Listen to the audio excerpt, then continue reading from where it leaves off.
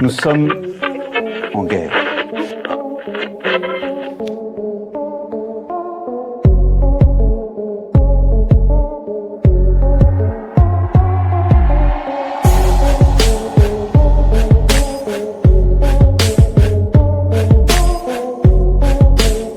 Si vous écoutez ce message, vous êtes la résistance. Eh bien voilà, une nouvelle émission de Divergence Politique où l'on a le plaisir aujourd'hui de recevoir la très célèbre Caroline Galacteros. Caroline, bonjour. Merci mille fois d'être sur cette chaîne. Bonjour. Voilà. C'est la première fois que vous Ça me êtes fait grand parmi nous. plaisir. Voilà, et le plaisir il est pour nous aujourd'hui. Alors, je pense que tout le monde sur notre chaîne, en tout cas tous ceux qui nous suivent, vous connaissent, mais si quelqu'un débarquait de Mars ou de Vénus ou de la Lune ou de je ne sais pas où et qui n'avait pas vu l'actualité ces dernières années, eh bien, pour résumer, vous êtes docteur en sciences politiques, vous avez été l'ancienne directrice notamment de séminaire à l'école de guerre de Paris. Vous êtes la fondatrice d'une chaîne sur YouTube qui est très suivie, qui s'appelle Paix et Guerre. Et puis, vous êtes également la fondatrice de différents think tanks. Voilà, vous êtes une personne avertie sur toutes les questions géopolitiques internationales, et notamment sur ce conflit entre la Russie et l'Ukraine. C'est vrai, j'essaye de suivre, mais je ne comprends pas tout, hein, je vous rassure. Je ne comprends pas tout, mais bon, j'essaye, je fais de mon mieux. En tout cas, on va voir avec vous un point qui est important en ce moment. On en a beaucoup parlé, notamment sur cette chaîne, mais il y a des différents événements depuis maintenant un peu plus de 3 ans, ou presque, 2022-2025, on va arriver à 2026, bientôt 4 ans déjà, ça passe très vite. Sur ce conflit entre la Russie et l'Ukraine, on en a parlé dans tous les sens possibles et imaginables. Bien aujourd'hui, on voudrait quand même faire un point sur un sujet que l'on voit de plus en plus dans les médias. Vous voyez là, j'affiche Ouest France, Russie, Vladimir Poutine sème la zizanie en France et en Europe pour susciter la défiance. Alors, il n'y a pas que Ouest France. Politis, faut-il s'armer face à la menace russe? On le voit sur tous les médias de grand chemin, comme on dit ici, Radio France, pareil. Il y a véritablement une montée en tension côté européen, côté français, sur la question russe. On a l'impression qu'on est en train de se préparer à la guerre. Oui, alors tout est fait pour donner cette impression, en effet. On est vraiment dans une phase de préparation mentale, n'est-ce pas, à un affrontement, à un choc. Après, il y a la réalité quand même, et la réalité est assez différente. La réalité d'abord du terrain, des acteurs, est assez différente de la réalité des fantasmes, qui, elle, a quand même beaucoup de force, mais malgré tout, se heurte à des choses assez concrètes.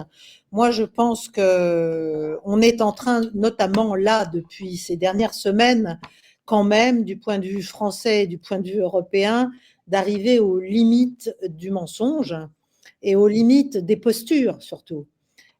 Puisqu'on est en train, en Europe et en France, de se faire claquer la porte au nez de manière assez brutale, assez directe et sans équivoque par les États-Unis. Or, quelles que soient nos ambitions, quels que soient même nos délires, ou quelles que soient nos perceptions, il y a quand même, il faut des moyens, si vous voulez, il faut des choses pour faire la guerre. Ça se fait pas tout seul avec ses petits bras musclés.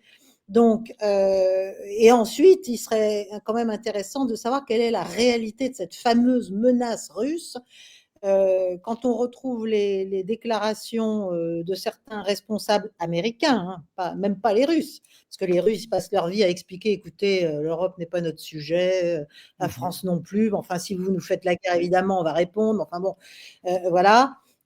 Mais même les Américains, même l'ancienne directrice du renseignement américain, avant Trump, avait dit, mais écoutez, la Russie n'a ni la volonté stratégique, ni les moyens d'ailleurs, de faire la guerre à toute l'Europe ou à l'OTAN, enfin tout ça.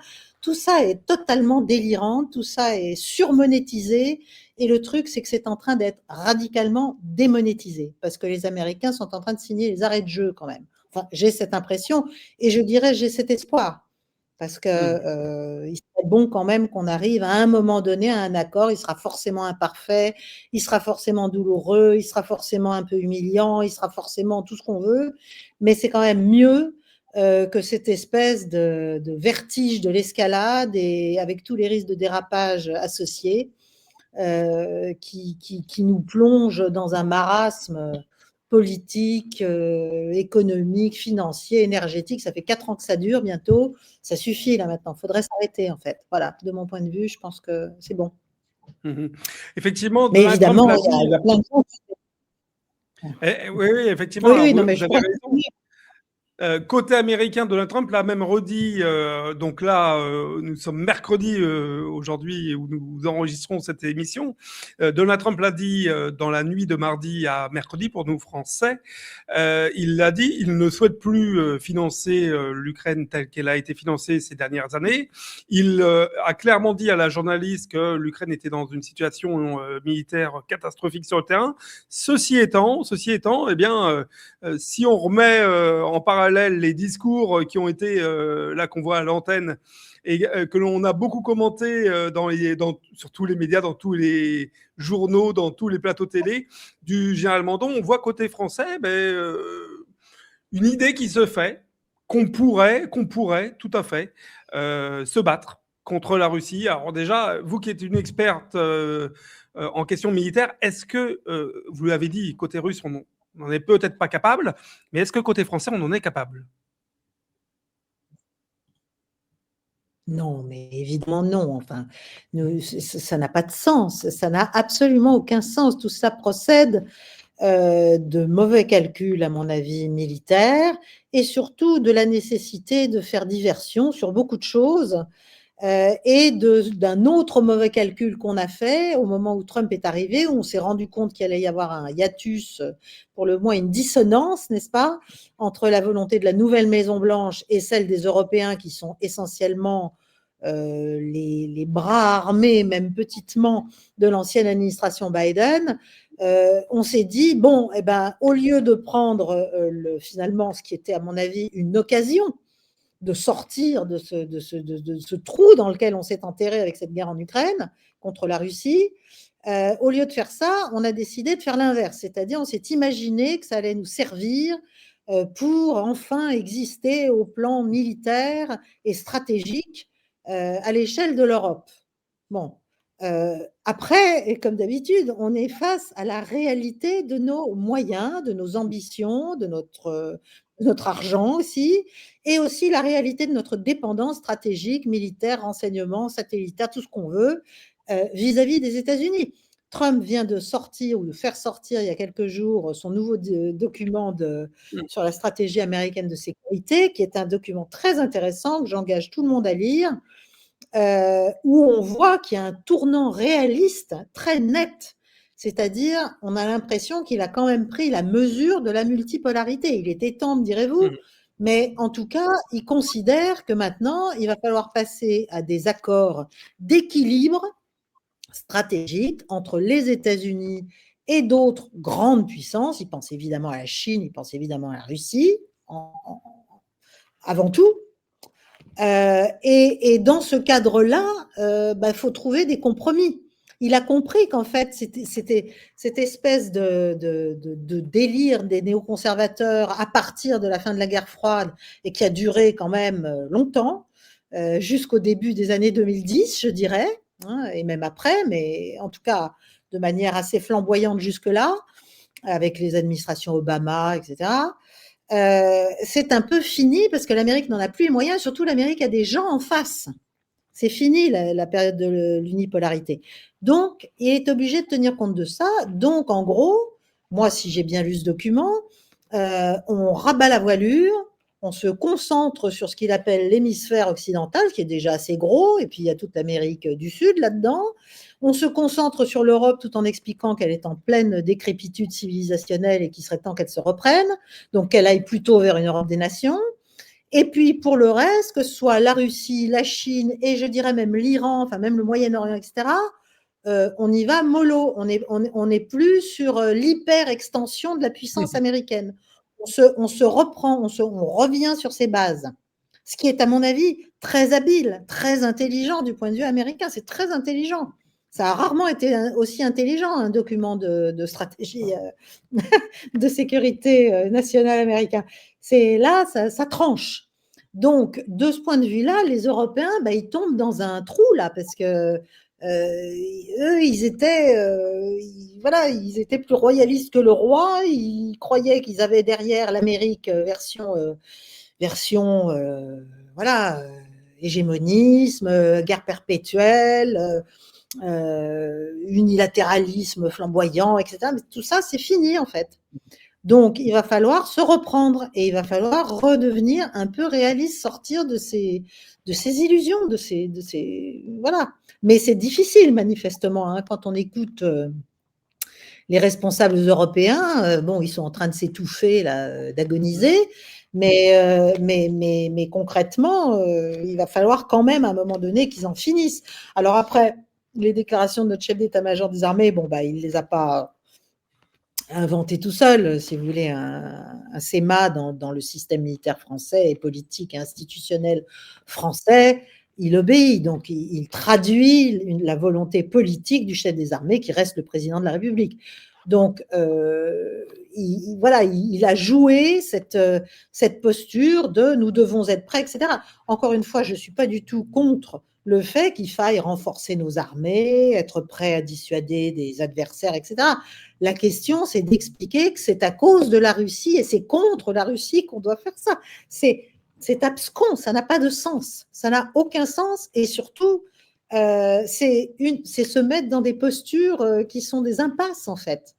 Voilà, parce que si jamais ça devait être le cas, je crains que c'est mathématique, c'est un peu comme l'Ukraine face à la Russie, si vous voulez, personne n'a voulu comprendre que cette guerre par procuration n'avait aucune chance en fait de l'emporter. Ça pouvait être une guerre d'usure, etc. Ça a duré un petit peu, mais maintenant l'usure, elle est quand même depuis longtemps dans l'autre sens. Donc on est prisonnier, si vous voulez, de nos prophéties qui ne sont même pas autoréalisatrices. Voilà.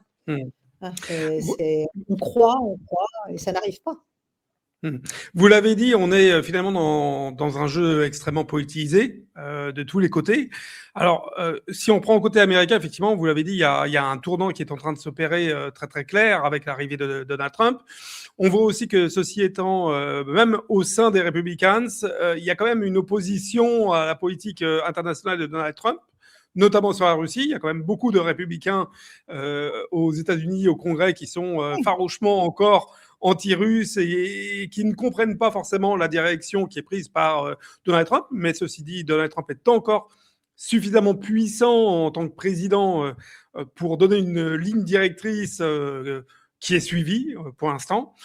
Côté européen et côté français, là, par contre, est-ce qu'on a une volonté, alors comme on est français, on va parler de nous, puis on verra peut-être après pour les autres pays d'Europe, mais comme on est français, on va parler un petit peu de la France. Est-ce que le président français, Emmanuel Macron, agite pas en fait ce drapeau russe pour faire peur et pour masquer concrètement peut-être des défaillances nationales sur la politique ?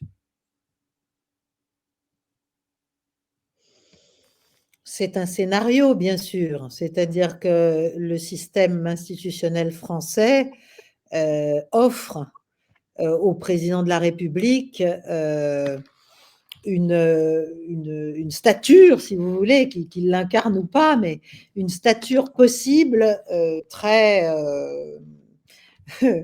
j'allais dire, de royauté républicaine, si vous voulez. Il peut prendre cette posture et effectivement, à partir du moment où on parle de guerre, on parle de la cohésion d'une nation, on essaie de la réunir face à une menace perçue, décrite et montée en sauce, si vous voulez, et on s'imagine, enfin on peut espérer que les Français avalent tout ça et croient à tout cela, etc. Je ne suis pas certaine que ce soit le cas. Je pense que même ça a ses limites, si vous voulez. Parce que même si dans les médias français, on n'entend jamais les déclarations de Vladimir Poutine, on ne se préoccupe pas de ce que peuvent expliquer, dire les Russes, etc. Parce que déjà, on ne veut pas discuter avec la Russie. Donc, bon, on est dans une posture totale de rupture, en fait. Mais c'est nous qui sommes comme ça.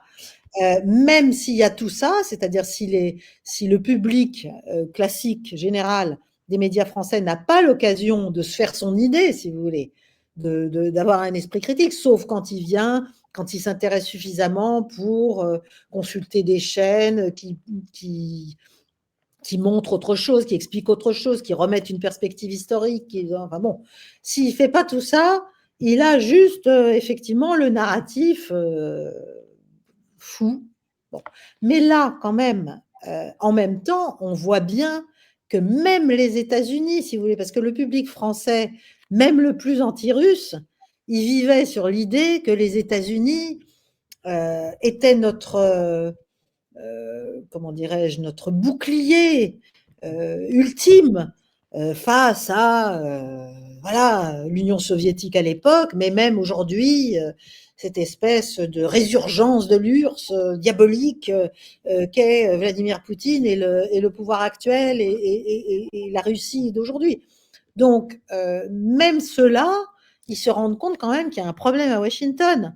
Donc, Trump n'est pas forcément, même s'il a toutes sortes d'excès, d'extravagances on peut lui faire plein de critiques, comme à n'importe qui d'ailleurs, c'est quand même le président des États-Unis. Donc, à partir du moment où il est en train de dire aux Européens, écoutez, ça commence à bien faire, où il appuie sur le bouton de ce que moi j'appelle l'abcès purulent des affaires de corruption en Ukraine, où il fait donc pression très nettement, non seulement sur Zelensky et ce qu'il y a autour, mais derrière sur tout un tas de réseaux, de gens, de cercles qui font partie de ce système de la corruption.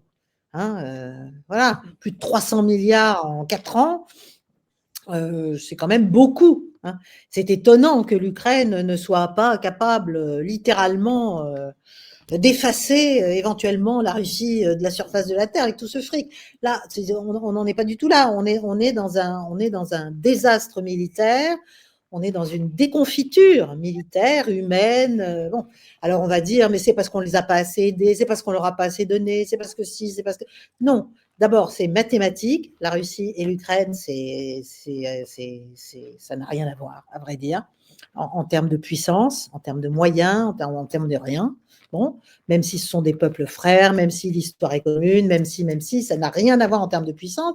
Donc, c'était plié dès le début. Mais notre idée, c'était surtout de pousser, d'arriver à gêner à ce point le pouvoir russe qu'il finisse par vaciller.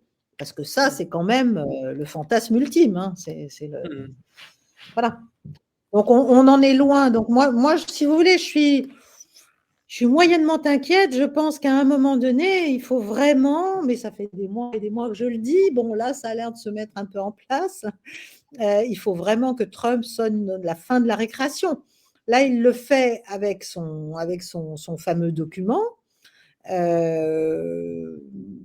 Bon, mais je pense qu'il faut que ça s'arrête, quoi. Il faut que l'aide s'arrête complètement. Et puis surtout, il faut probablement, et je pense d'ailleurs que c'est à ça qu'il pense toute la journée, il faut trouver un moyen pour que Zelensky s'efface. Alors, le dernier truc, c'est les élections. Il serait d'accord pour des élections, mais il veut que ce soit des forces européennes et américaines qui assurent la sécurité des élections. Autant dire que c'est un nouveau trick, une nouvelle astuce pour empêcher quoi que ce soit ne se fasse, puisqu'il est évident que s'il y avait des troupes, c'est un moyen de faire rentrer des troupes en Ukraine, en fait. Bon. Donc, la chose qui est un casus belli pour la Russie. Bah oui, c'est donc ça ou rien. Bon, voilà. C'est encore une fois. Enfin, je sais pas. On a l'impression qu'ils prennent les Russes pour des truffes. Je sais pas. Mhm. comme on dit. Alors, je suis assez d'accord avec vous sur, sur ce commentaire. On l'a vu ces derniers jours. Effectivement, l'aide américaine s'estompe très clairement, pour pas dire elle va progressivement s'arrêter. Thierry Marani, sur cette même chaîne, avait fait part, il y a de ça quelques semaines, que l'Union européenne avait voté un budget de 140 milliards d'euros pour soutenir l'économie, on ne parle même pas de l'effort militaire, on parle juste de l'économie ukrainienne pour les années 2026-2027. Aujourd'hui, on a vu passer une communication qui disait que finalement, côté ukrainien, qui disait que finalement, l'Union européenne n'avait pas aidé suffisamment économiquement l'Ukraine et qu'il fallait faire plus. On sait en même temps, et on le voit là sur le plateau sur le plateau que on diffuse et puis dans tous les médias, que l'Union européenne va faire les fonds de tiroir pour essayer de trouver le plus de subventions à fournir à l'Ukraine. Est-ce que l'Union européenne peut se substituer concrètement dans l'état de notre économie continentale aujourd'hui aux États-Unis d'Amérique?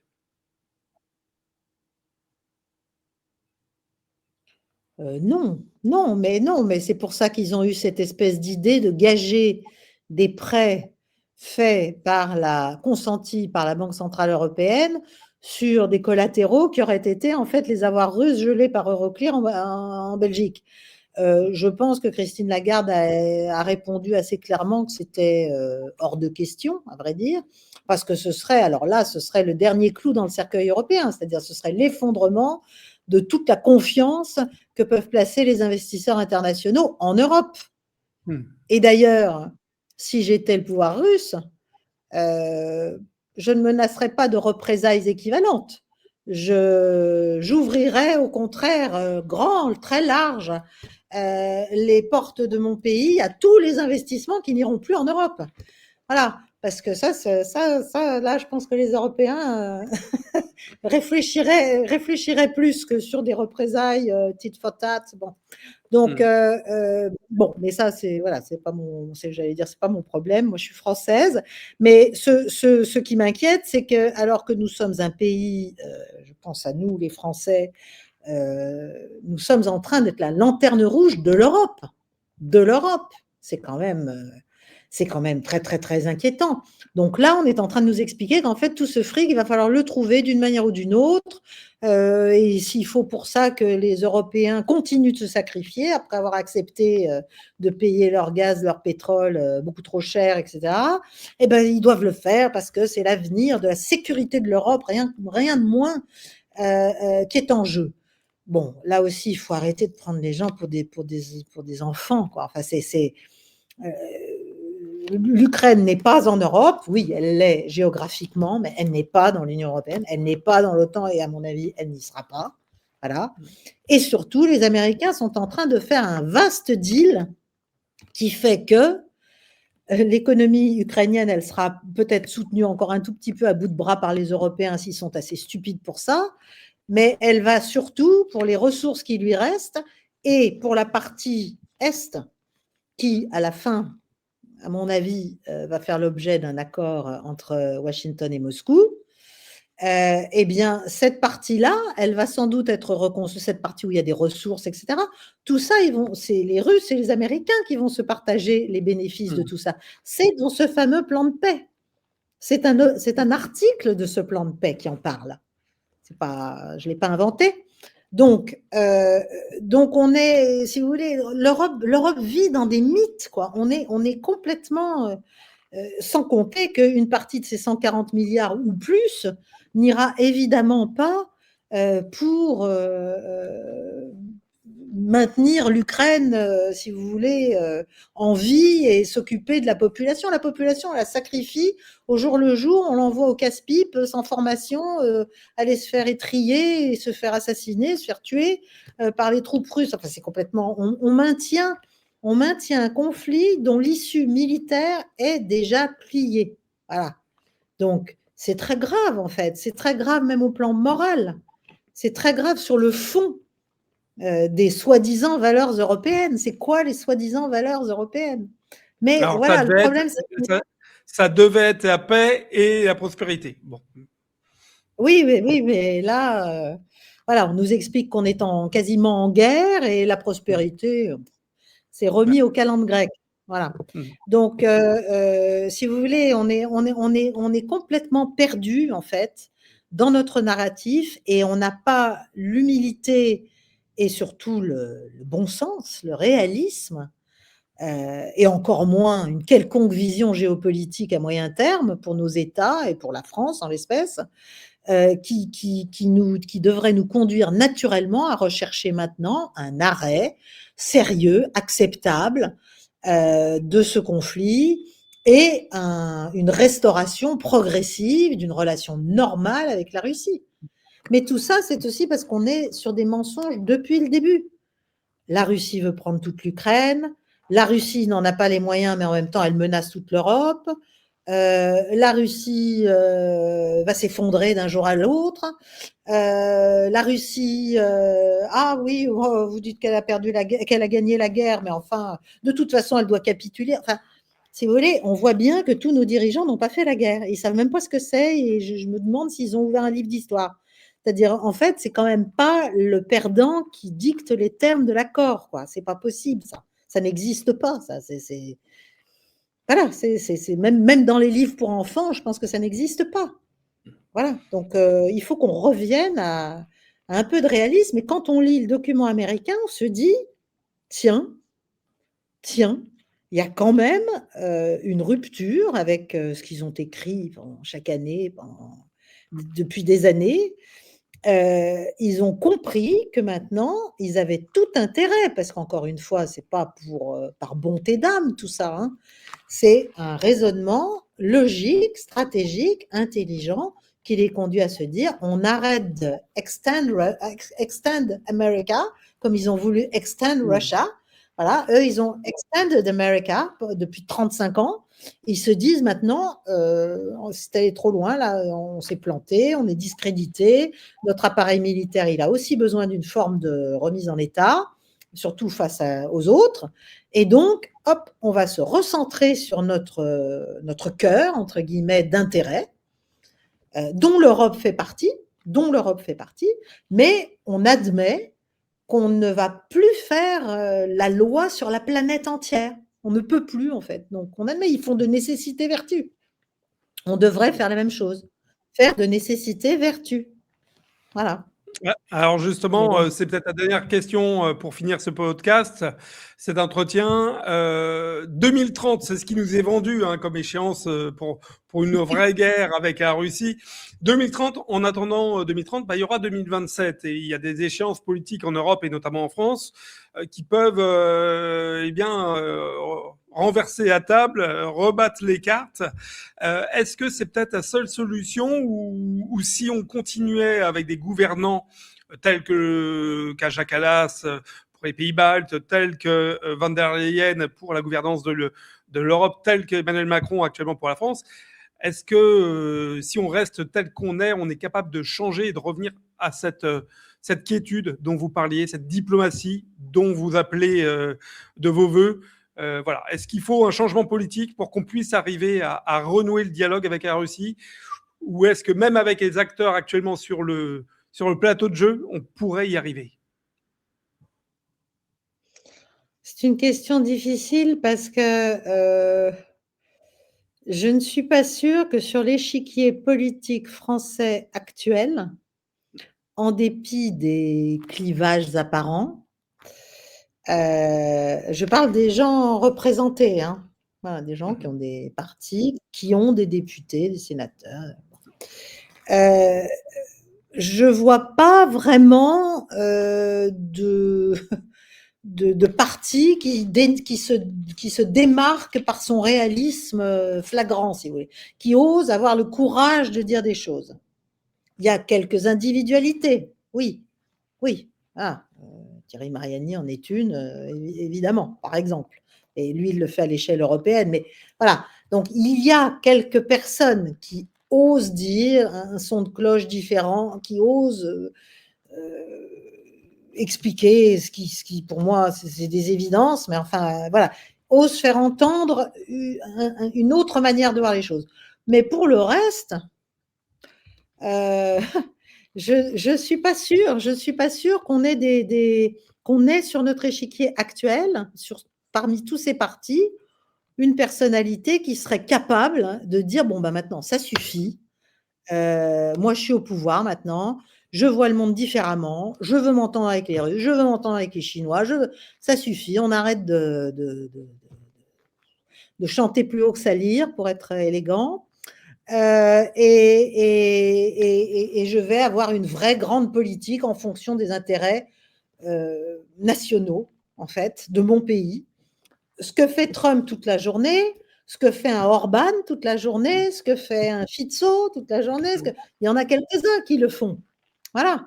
Mais tout le reste, ils ont abdiqué, en fait. Ils ont remis à Bruxelles et à toutes ces femmes-là. Enfin, je suis désolée, je devrais prêcher pour ma paroisse genrée, n'est-ce pas? Mais toutes ces figures de proue, soi-disant, de l'élan européen, elles nous mettent dans le mur, en fait. C'est tout ce qu'elles font. Voilà. Donc, est-ce qu'il y aura une personnalité qui sera capable de vraiment faire une rupture, ne serait-ce que d'affirmation, si vous voulez? Ça ne veut pas forcément dire tout casser, tout péter, sortir, machin, mais juste expliquer qu'il faut réfléchir autrement.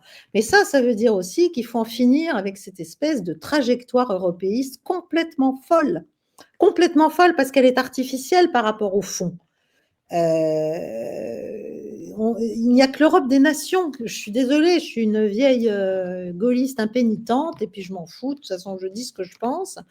Il n'y a qu'une Europe des nations assumée, ce qui ne veut pas dire qu'il n'y a pas de coopération renforcée dans des secteurs, etc., mais avec des États-nations qui assument leur singularité, qui peut être forte en fait sur la carte du monde. C'est pas ce qu'on a aujourd'hui qui nous produit de la force. Ça ne produit, regardez, c'est inaudible. Ça ne produit que de l'impuissance, parce qu'en fait, le raisonnement est trop faux. Le raisonnement est trop faux. Il est anachronique. Il n'a plus rien à voir avec le monde réel et avec l'époque. Donc, c'est terminé, quoi. Il faut changer de tableau, il faut changer de pièce et sans doute changer d'acteur. Oui. C'est exactement le sens des derniers mots de J.D. Vance et d'Elon Musk. Caroline Galacteros, 1000 fois merci d'être venue, nous expliquer votre vision de la situation géopolitique actuelle, qui est absolument passionnante. Ceci étant, les événements mondiaux actuellement sont quand même passionnants à suivre sur notre chaîne Divergence Politique. Si vous avez aimé cette vidéo, n'oubliez pas, vous le voyez juste au-dessus de moi, le petit like, alors subscribe en français, l'abonnement à la chaîne, voilà. Activez la cloche pour avoir les notifications sur les prochaines émissions. Et puis vous voyez, il y a un QR code. C'est très simple. Vous cliquez sur le QR code et si vous voulez nous soutenir, vous pouvez faire un don à cette chaîne, tout simplement en cliquant sur le QR code. Et puis bien entendu, Caroline Galacteros, n'oubliez pas de la suivre sur X, anciennement Twitter, sur sa chaîne YouTube Paix et Guerre, et puis sur votre site internet, en tout cas partout où vous êtes. Vous prêchez systématiquement pour ce qui, moi, me paraît être quand même un discours de bon sens, et ça fait du bien, ça fait du bien. C'est gentil. Merci beaucoup. Merci beaucoup. Alexis. Dernier petit mot à nos abonnés. Alors, je ne l'ai pas mis, zut, j'ai oublié. C'est pas grave. Retrouvez sur notre site divergencepolitique.fr l'interview qui est parue lundi de Jacques Sapir. Absolument passionnant sur la question économique. Il y a beaucoup de choses à découvrir avec cette interview qui a été réalisée par notre rédacteur en chef, Paolo. Voilà, donc j'ai tout dit et on se retrouve demain avec Nicolas Mirkovic et dimanche avec Xavier Moreau et Fabrice Sorlin. D'ici là, bonne semaine à toutes et à tous. Merci.